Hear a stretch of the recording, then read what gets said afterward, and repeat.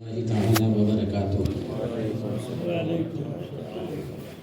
نحمدک ونستعینک یا اللہ والصلاة والسلام علیک یا رسول اللہ اما بعد فاعوذ باللہ من الشیطان الرجیم بسم اللہ الرحمن الرحیم انما یخشى اللہ من عباده العلماء صدق اللہ مولانا العظیم وصدق رسولہ النبی الامین الکریم ونحن على ذلك لمن الشاہدین والشاکرین والحمد للہ رب العالمین۔ حبیب یا رسول اللہ، تیرے غلاموں کا نقش قدم ہے راہ خدا،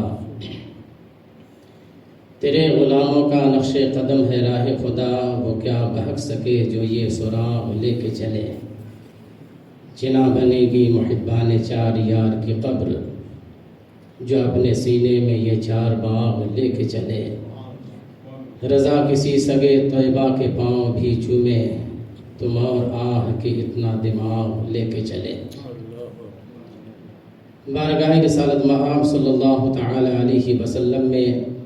عقیدت و احترام کے ساتھ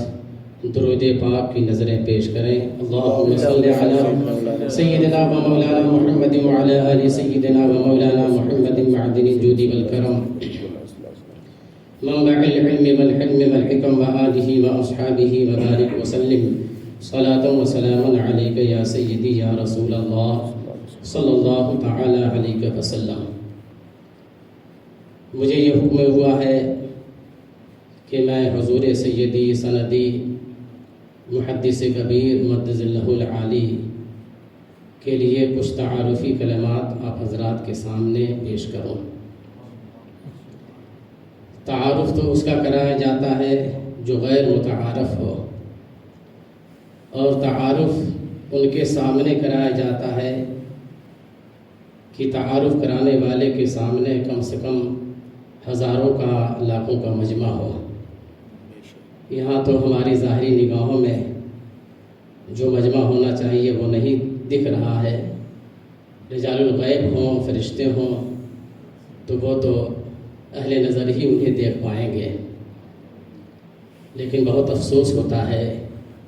کہ یہاں لوگ دین سے اتنے بے نیاز ہیں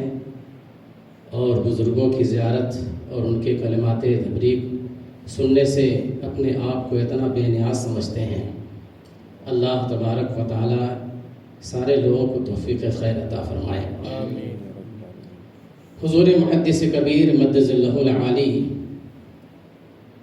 کو جو میں نے اپنے طور پر دیکھا اور آپ کے قدم ناز میں چند سالوں سے جو رہ کر کے میں نے آبزرو کیا، میں اسی نتیجے پر پہنچا کہ حضور محدث کبیر کی حقیقت کو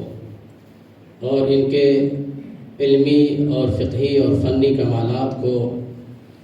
ان کے معاصرین کیا اور بعد کے لوگ کیا، حقیقت میں معاصرین میں چندے معدودے اور اس سے پڑھ کر کے آپ کے اساتذہ اور اس وقت کے بزرگان دین نے آپ کو اچھی طریقے سے سمجھا ہے۔ اس میں سر فہرست حضور سیدی سرکار مفتی اعظم رضی اللہ تعالیٰ عنہ کی ذات بابرکات ہے، اور حضور سیدی حافظ الملت والدین رضی اللہ تعالیٰ عنہ کی ذات بابرکات ہے، حضور مجاہد ملت علیہ الرحمت والرضوان، اور اس زمانے کے جو علماء تھے ان حضرات نے حضور محدث کبیر کیسا ہیرا ہے اور ان کے اندر کیسے کیسے جواہر پارے ہیں، ان حضرات نے اپنی دوربین نگاہوں سے بہت اچھی طریقے سے انہیں جانچا اور اچھی طریقے سے انہیں پہچانا، اور انہی کے بیانات، انہی کے طرز عمل اور انہی کی شفقتیں جو ان کے اوپر رہیں، جو ہم نے تاریخوں میں پڑھا، اسی سے اس نتیجے پر پہنچے کہ حضور محدث کبیر کو سمجھنا یہ ہما و شما کے بس سے باہر ہے۔ اور یہ اس لیے میں عرض کر رہا ہوں کہ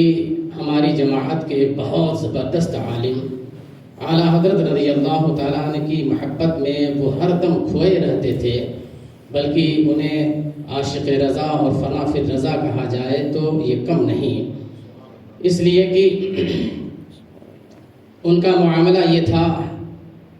ہماری جماعت کے معالم حضرت علامہ مفتی شبیر حسن صاحب علیہ الرحمہ، جو بہت باصلاحیت عالم بھی تھے، بہت باصلاحیت اور نقطہ رس مفتی بھی تھے، اور فقہی بصیرتیں بہت وافر مقدار میں اپنے سینے میں وہ جمع رکھے ہوئے تھے۔ حضرت علامہ مفتی شبیر حسن صاحب نے ایک مقام پر یہ ارشاد فرمایا اور لکھا بھی کہ حضور محدث کبیر کی شخصیت مسلم الثبوت ہے۔ سبحان اللہ۔ اور آگے وہ رقم فرماتے ہیں، ارشاد فرماتے ہیں کہ بڑے بڑے علماء، بہت قد آور علماء جن کا قد بہت اونچا ہے، مگر جب حضور محدث کبیر اس محفل میں پہنچتے ہیں تو وہ قد آور علماء حضور محدث کبیر کے سامنے بونے نظر آتے ہیں۔ تو یہ ان حضرات کے تاثرات ہیں، ان حضرات کے کلمات ہیں جنہوں نے حضور محدث کبیر کے علمی جلالت شان کا پورے طور پر اندازہ کیا ہے۔ اور پھر اس کے بعد میں اس سے بڑھ کر کے آپ کی بارگاہ میں یہ عرض کروں کہ حضور محدث کبیر کی کیسی شخصیت نرالی ہے، نمایاں ہے۔ ہم نے پل پل حضور تاج الشریعہ علیہ رحمۃ الرضوان کی زبان مبارکہ سے یہ سنا ہے۔ سبحان اللہ۔ عرس کے موقع پر اور دوسرے مواقع پر باہر جو پروگرامات ہوا کرتے تھے، اور حضرت کی صحت جب تک ساتھ دیتی رہی، حضرت پروگرامات میں شرکت فرماتے رہے، لوگوں کو فیوز و برکات تقسیم کرتے رہے۔ ایک بار نہیں درجنوں بار میں نے خود اپنے کانوں سے یہ سنا حضور تاج الشریعہ رضی اللہ تعالیٰ عنہ کو یہ فرماتے ہوئے کہ حضور محدث کبیر کے خطاب شروع ہونے سے پہلے مجھے اسٹیج پر پہنچاؤ۔ سبحان اللہ۔ حضور محدث کبیر کا خطاب شروع ہونے سے پہلے مجھے اسٹیج پر پہنچاؤ۔ یہ آپ نے عرس رضوی کے موقع بھی فرمایا بریلی شریف میں، اور بریلی شریف کے باہر بھی بہت سے شہروں میں آپ نے یہ ارشاد فرمایا کہ مجھے حضور محدث کبیر کے بیان سے پہلے اسٹیج پر پہنچاؤ، اس لیے کہ مجھے ان کا بیان سننا ہے، ان کے بیان میں مجھے بہت لطف آتا ہے۔ سبحان اللہ۔ الحمدللہ میں اس وقت موجود تھا 1995 میں بمبئی کی سرزمین پر دارالعلوم محبوب سبحانی کا جلسہ دستار فضیلت تھا۔ حضور تاج الشریعہ علیہ رحمۃ الرضوان کی سرپرستی میں وہ جلسہ تھا۔ اس وقت حضور امین ملت بھی تھے، نہیں، حضور اشرف ملت شہزادے حضور احسن العلماء علیہ رحمۃ الرضوان بھی موجود تھے، اور حضور محدث کبیر مقرر خصوصی کے طور پر وہاں پر موجود۔ حضرت کی تقریر سے پہلے یہ دونوں شخصیتیں اسٹیج پر جلوہ افروز ہیں۔ حضرت کے لیے اعلان ہوا خطاب کا، اور حضرت کا خطاب شروع ہوا۔ اس وقت حضرت نے سرکار دو عالم صلی اللہ تعالی علیہ وسلم رحمت للعالمین ہیں، اس عنوان سے اس ٹاپک پر آپ نے اپنا خطاب شروع فرمایا۔ پھر اللہ کے رسول صلی اللہ تعالی علیہ وسلم کہ رحمت کے گوشوں کو حضور محدث کبیر نے جب شمار کرنا شروع کیا اور اسے اجاگر کرنا شروع کیا، اور اسی روشنی میں آپ نے اپنا تقریباً 1.5 گھنٹے کا خطاب فرمایا، اور خطاب سے فارغ جب ہوئے اور اس کے بعد جب حضور تاج الشریعہ رضی اللہ تعالیٰ عنہ کی خدمت میں مائک پیش کیا گیا تو حضور تاج الشریعہ علیہ رحمۃ الرضوان نے ارشاد فرمایا کہ ابھی حضور محدث کبیر رحمت للعالمین کے عنوان پر گفتگو فرما رہے تھے۔ ان کی گفتگو کے بارے میں کیا کہوں؟ میں یہ سمجھتا ہوں کہ جب رسول اکرم صلی اللہ تعالی علیہ وسلم اپنے صحابہ کو علم کی خیرات تقسیم فرما رہے تھے، اور اپنے صحابہ کے اوپر جب علم کی برسات برسا رہے تھے، تو ایسا محسوس ہوتا ہے کہ حضور محدث کبیر کی روح نے بھی پہنچ کر چند چھینٹے حاصل کر لیے تھے۔ اللہ اکبر! ایک زمانے کے سب سے بڑے عالم اور اعلیٰ حضرت رضی اللہ تعالیٰ عنہ کے علم و فقہ اور ان کے علوم کے وارث، سرکار مفتی اعظم کے زہد و تقویٰ کے وارث حضور حجت الاسلام کے ہر اعتبار سے پرتو حضور تاج الشریعہ اتنا قیمتی اور گراں قدر تاثر پیش فرما رہے ہیں کہ ایسا محسوس ہو رہا ہے کہ اس وقت حضور محدث کبیر کی روح نے وہاں پہنچ کر چند چیزیں حاصل کر لیے تھے۔ اگر آپ تنہائی میں جا کر ان جملوں پر غور فرمائیں اور چند کلمات پر آپ غور فرمائیں تو آپ کی کئی راتیں ختم ہو جائیں گی، مگر ان تفصیلات کو آپ گھیر نہیں سکتے، اس کا احاطہ نہیں کر سکتے۔ یہ آپ کے معاصرین میں حضور تاج الشریعہ رضی اللہ تعالی عنہ کا فرمان،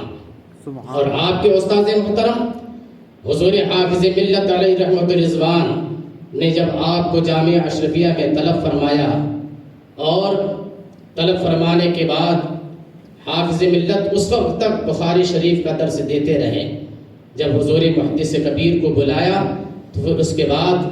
حضور حافظ ملت نے بخاری شریف کا درس حضرت محدث کبیر کے حوالے فرما دیا۔ سبحان اللہ۔ حافظ ملت کی موجودگی میں حضور محدث کبیر بخاری کا درس دینے لگے، اور پھر جب کبھی تبلیغی دورے پر حضور حافظ ملت کو اس وقت جانا ہوتا جب حافظ ملت درس بخاری فرمایا کرتے تھے، جب آپ کے حوالے نہیں فرمایا تھا تو اس وقت جب تبلیغی دوروں پر جانا ہوتا تو بخاری شریف کا درس آپ کے حوالے کر کے تشریف لے جاتے ہیں۔ سبحان اللہ۔ ایک مرتبہ جب حافظ ملت تبلیغی دورے کے لیے نکلنے لگے تو حضور محدث کبیر سے ارشاد فرمایا کہ میں چند دن کے لیے تبلیغی دورے پر جا رہا ہوں، آپ میری غیر موجودگی میں بخاری شریف کا درس دیں۔ تو حضور محدث کبیر نے انکسارن یہ عرض کیا کہ حضور ایک شرط ہے۔ کیا شرط ہے؟ شرط یہ ہے کہ جو اسباق آپ کی غیر موجودگی میں میں پڑھاؤں، آپ تشریف لانے کے بعد ان اسباق کا اعادہ فرما دیں، اس کو آپ ریپیٹ کر دیں۔ تو حضور حافظ ملت علیہ رحمت رضوان نے ارشاد فرمایا کہ مسئلہ مجھے بھی معلوم ہے کہ کس امام کے پیچھے پڑھی ہوئی نماز کا اعادہ کیا جاتا ہے، اللہ، کس امام کے پیچھے پڑھی ہوئی نماز کا اعادہ کیا جاتا ہے۔ حضور حافظ ملت کی نگاہ میں حضور محدث کبیر کیا ہے، آپ ان جملوں پہ غور فرمائیں۔ اتنا اعتماد فرماتے تھے، اور زمانے طالب علم ہی سے آپ نے سب کچھ اڑیلنا شروع فرما دیا، اور آپ کی ذہنی جلالت کو اچھی طریقے سے محسوس فرمایا۔ اسی لیے ایک موقع پر جب آپ سے سوال ہوا، جب آپ شمس بازگاہ وغیرہ قاضی مبارک وغیرہ پڑھا کرتے تھے، تو اس وقت حضرت علامہ عبدالحق گجہڑوی علیہ الرحمہ نے حضور حافظ ملت سے پوچھا کہ بابو کیا پڑھتے ہیں؟ پیار میں اسد الشریعہ کے وہ مرید تھے، تو پیار میں وہ پوچھتے ہیں بابو کیا پڑھتے ہیں؟ تو حضور حافظ ملت نے ان کتابوں کا نام شمار کرایا، اور پھر اس کے بعد ارشاد فرمایا کہ بابو کو اکیلے پڑھانے میں مجھے اتنا مزہ آتا ہے کہ میں اگر 100 طلبہ کو بھی پڑھاؤں تو اتنا مزہ نہ آئے گا۔ سبحان اللہ۔ یہ حافظ ملت کا تاثر ہے۔ اس وقت جب حضور محدث کبیر بڑی کتابیں پڑھتے تھے، اور پھر اس کے بعد آپ کی جلالت شان کا اندازہ دنیا کر رہی ہے، دنیا اپنے ماتھے کی نگاہوں سے دیکھ رہی ہے کہ اللہ تبارک و تعالی نے آپ کے سینے کو اپنے رسول، اپنے محبوب کی حدیثوں سے ایسے لبالب کر دیا ہے کہ یہ سینہ علم حدیث کا ابلتا ہوا ایک سمندر ہے۔ اور حضور محدث کبیر کو آپ کے سارے معاصرین نے علم فقہ اور علم حدیث میں یکتا مانا ہے۔ آپ اندازہ لگائیں اس چیز سے کہ ایک مرتبہ حضور محدث کبیر غالباً 1427 ہجری میں اسی ڈربن کی سرزمین پر تشریف لائے۔ یہاں پر کچھ لوگوں نے حضور محدث کبیر کی بارگاہ میں پہنچ کر کے ایک حدیث پیش کی، اور اس پر ان کے ذہن میں جو اشکال پیدا ہو رہا تھا اسے پیش کیا۔ حدیث وہ حضرت سیدنا ابو ہریرہ رضی اللہ تعالی عنہ کی ہے کہ آقا کریم صلی اللہ تعالی علیہ وسلم کا یہ ارشاد گرامی ہے کہ اذا اشتد الحر فابردوا بالصلاۃ فإن شدۃ الحر من فیح جہنم، کہ رسول کائنات صلی اللہ علیہ وسلم نے یہ ارشاد فرمایا کہ جب گرمی زیادہ ہو، شدت کی گرمی ہو، تو تم لوگ نماز ٹھنڈی کر کے پڑھو، سبحان اللہ، نماز ٹھنڈی کر کے پڑھو۔ فإن شدت الحر من فیح جہنم، اس لیے کہ گرمی کی جو شدت ہے وہ جہنم کے فیح سے ہے، جہنم کے سانس لینے سے ہے۔ اللہ،